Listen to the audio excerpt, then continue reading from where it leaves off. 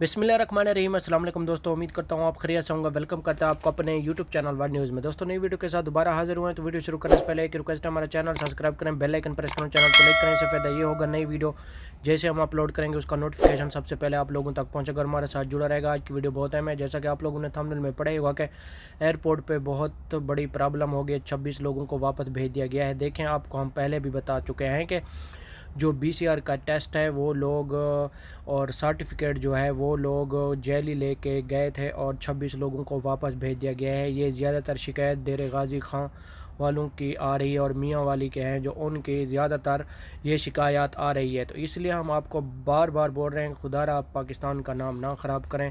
ڈیرہ غازی خان سے بہت زیادہ لوگ جو PCR کا ٹیسٹ ہے وہ جیلی لے کے آئے ہوئے تھے، اور دوسرے نمبر پہ جو کرونا سرٹیفکیٹ ہے وہ بھی ان لوگوں کے پاس جیلی تھا، تو اس لیے ان لوگوں کو واپس بھیج دیا گیا ہے۔ میرا کہنے کا مطلب یہ ہے کہ ان لوگوں کو واپس تو بھیج دیا گیا ہے، لیکن ان کو فائن دینا چاہیے تاکہ اگلے بھی جو اور پاکستانی ہیں وہ ایسی غلطی نہ کریں جو وزٹ پہ دبئی کے لیے جا رہے ہیں۔ اگر دبئی میں ایسا ہوتا تو وہ لوگ ان لوگوں کو اتنا فائن دیتے کہ ان کو معلوم پڑ جاتا کہ ایسی غلطی مت کریں۔